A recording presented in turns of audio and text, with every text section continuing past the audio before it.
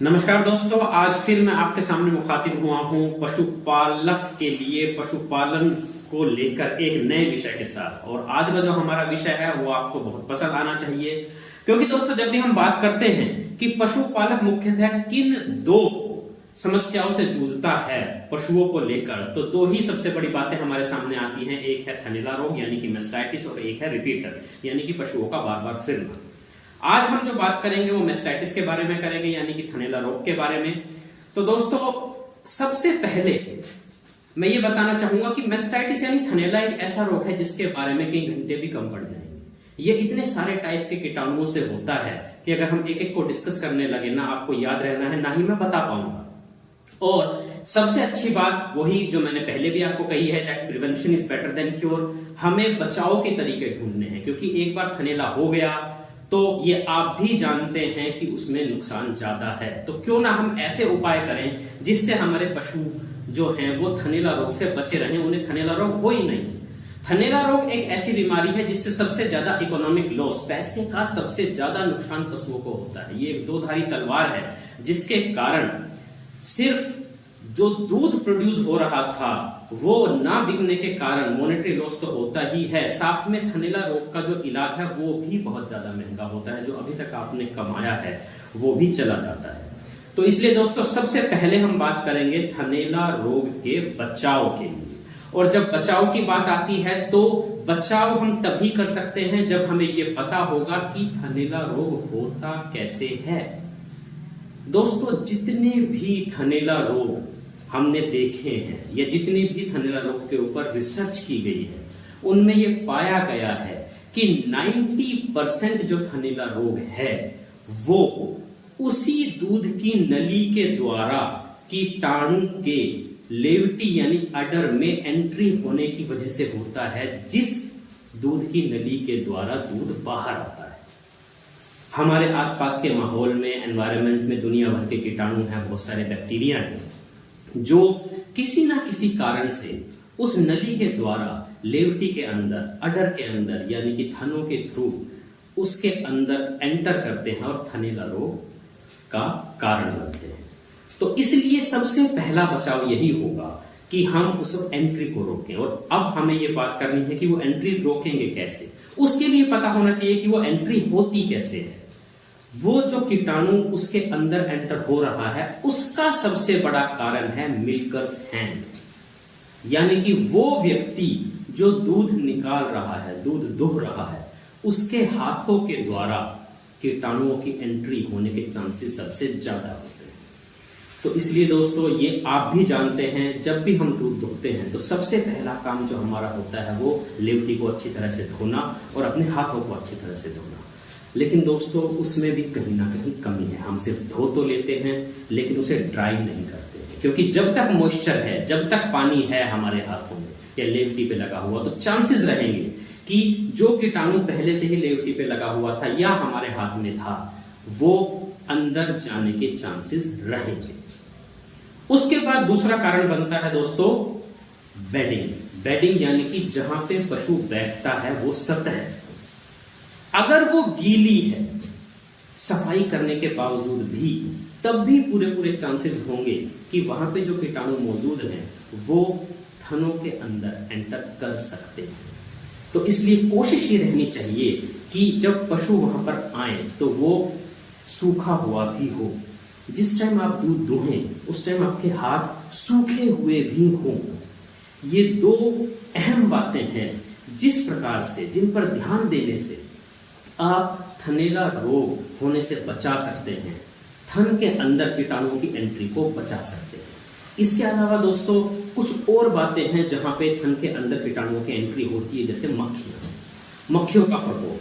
मक्खी इधर से उधर बैठती हैं, एनवायरनमेंट में भी बैठती हैं, इधर उधर दीवारों पे, गोबर पे और जगह बैठती हैं। लेकिन अगर वो किसी ऐसे पशु की लेवटी के ऊपर बैठी हुई है जिसे थनैला रोग है और वही मक्खी आपके पशु, स्वस्थ पशु थन के ऊपर आके बैठती हैं, तो वहां से भी एंट्री हो सकती है। उसके अलावा चौथी बात आती है दोस्तों पॉन्ड्स, यानी कि तालाबों में हम अपने पशुओं को लेके जाते हैं।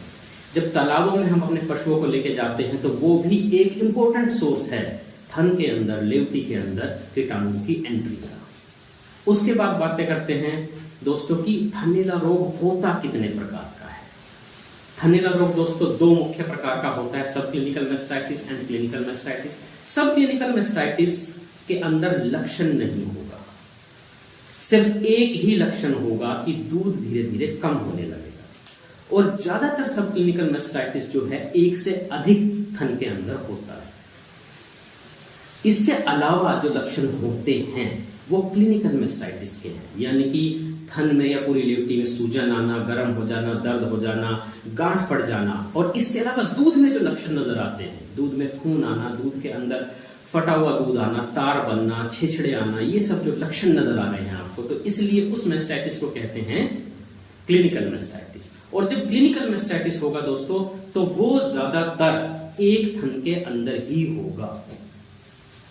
इसके अलावा दोस्तों और भी बहुत से वेरिएशंस हैं, ये मैं आपको सिर्फ मोटी मोटी बातें बता रहा हूं जिनसे आप जागरूक बने। YouTube के माध्यम से ना मैं आपको डॉक्टर बना सकता हूं, ना ही आप डॉक्टर बनना चाहेंगे, लेकिन हमें जागरूक होना है। ठीक उसी प्रकार से जैसे हमें बुखार होता है, हम शुरू में एक दो बार दवाई ले लेते हैं, लेकिन हम अपने शरीर के बारे में जानते हैं। जब हमें ऐसा लगता है कि कहीं ना कहीं कुछ गड़बड़ है, बुखार नहीं उतर रहा है, तो हम डॉक्टर के पास जाते हैं।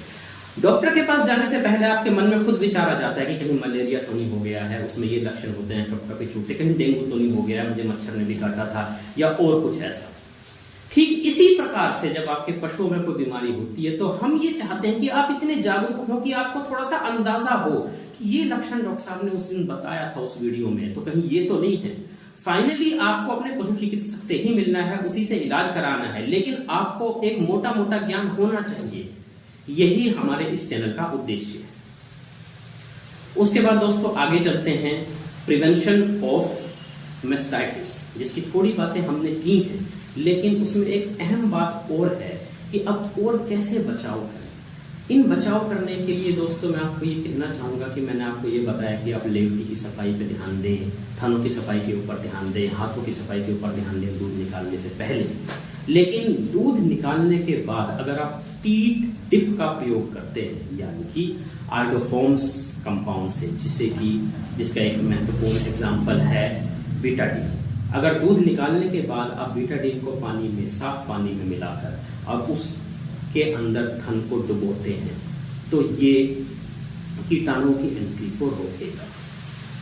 उसके बाद आप कहेंगे कि बीटाडीन रेगुलर यूज करेंगे तो थनों की जो त्वचा है वो फटने लगती है, तो उसके लिए दोस्तों आप टीट प्लग यानी कि सिंपल वैसलीन से टीट प्लग भी कर सकते हैं, यानी कि उसके ऊपर लगा सकते हैं, जहां से दूध आता है वहां पे थोड़ा सा साफ वैसलीन लगा सकते हैं ताकि उसके अंदर कीटाणुओं की एंट्री ना हो।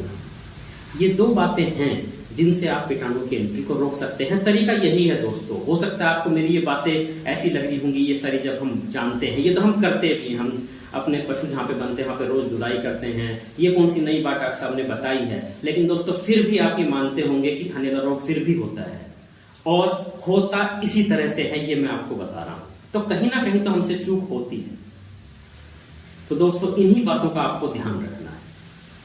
इसके बाद मैं आपको एक और इंपॉर्टेंट बात बताना चाहूंगा जो बहुत कम लोग जानते होंगे कि कुछ पशु जेनेटिकली अपने थन और लेवटी की बनावट के कारण मैस्टाइटिस से प्रीडिस्पोज होते हैं, यानी कि उनके अंदर थनैला रोग होने के चांसेस ज्यादा होते हैं। तो आप ऐसे पशु को खरीदते वक्त ध्यान रखें, या अगर आपके पास ऐसा पशु है जिस जो कि मैं बताने वाला हूं जिसमें मैस्टाइटिस होने के चांसेस ज्यादा हैं, तो आप उनमें मैस्टाइटिस के बचाव के जो मैं तरीके बता रहा हूं वो और ज्यादा अच्छी तरह से अप्लाई कर सकते हैं। मैस्टाइटिस यानी थनैला रोग ज्यादातर उन्हीं पशुओं में होता है जो हाई यील्डर्स हैं, जो ज्यादा दूध देते हैं, हालांकि वो किसी में भी सकता है। तो दोस्तों ये दो चार बातें जो मैं आप बताना चाह रहा हूं वो आप ध्यान से सुने। जैसे कि सबसे पहली बात तो है फास्ट मिल्कर। फास्ट मिल्कर यानी कि जिस पशु का दूध बहुत जल्दी निकल जाता है, ये साफ साफ ये इंडिकेट करता है कि उसकी जो दूध की नली है वो थोड़ी चौड़ी है, इसी वजह से उस पशु का दूध जल्दी निकल जाता है। उदाहरण के तौर पे यदि आप दो पशु ले, दोनों के दोनों 10 किलो दूध देते हैं, एक पशु का दूध 6 से 8 मिनट में निकल जाता है, एक पशु का दूध निकलने में 10 मिनट तक लगते हैं, तो जिस पशु का दूध कम समय में यानी कि 6 से 8 मिनट में निकल रहा है उसको मैस्टाइटिस होने के चांसेस हमेशा ज्यादा रहेंगे।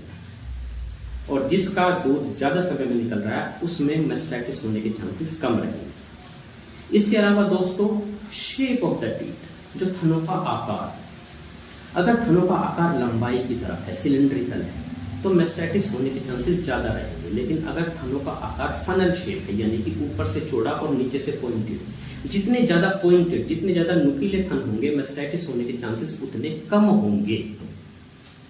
इसके अलावा दोस्तों, अगर पिछले थन लटकाव में यानी कि ज्यादा लटके हुए हैं तो थनैला रोग होने के चांसेस ज्यादा रहेंगे।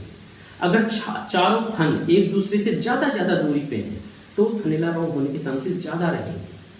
अगर पिछले थन अगले थनों से ज्यादा दूरी पर है तो भी थनैला रोग होने के चांसेस ज्यादा रहेंगे। तो अपने पशु का ऑब्जर्व करें आज शाम को कि मेरा पशु अगर इस तरह की थनों की बनावट को दिखाता है तो मुझे उसमें थनैला रोग के बचाव के उपायों का ज्यादा ध्यान देना है। और दोस्तों, वीडियो खत्म करने से पहले आपको एक बात और बताना चाहूंगा कि जब भी आप मिल्किंग करते हैं, जब भी आप दूध दोहते हैं अपने पशु का, तो सबसे पहले आपको दो धार चारों थनों की स्ट्रिप करनी है। यानी कि अगर सिंपल भाषा में आपको मैं समझाऊं तो ये तो आप जानते ही हैं कि दूध तो हम सुबह शाम निकालते हैं, लेकिन दो धार तो हम किसी भी समय निकाल सकते हैं। वो रुका हुआ दूध होता है और उसके अंदर कीटाणु होते हैं। उसकी बैक फ्लशिंग नहीं होनी चाहिए, जो कि लेवटी को धोते हुए और सीधा दूध निकालने के टाइम हो सकती है। बैक फ्लशिंग मतलब अगर वो जो रुका हुआ दूध थनों में है, अगर वो वापस ऊपर जा रहा है तो उसमें थनैला रोग के होने के चांसेस या बढ़ने के चांसेस ज्यादा रहेंगे।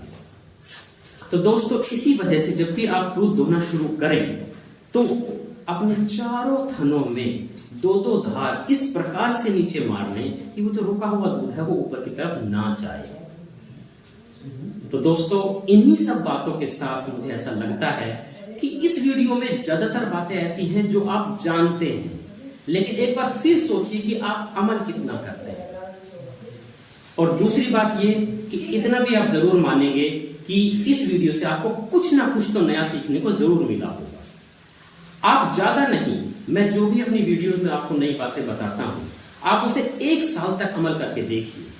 अगर आपको रिजल्ट ना मिले तो मुझे जरूर बताइए, लेकिन दोस्तों ऐसा होगा। इसी के साथ नमस्कार।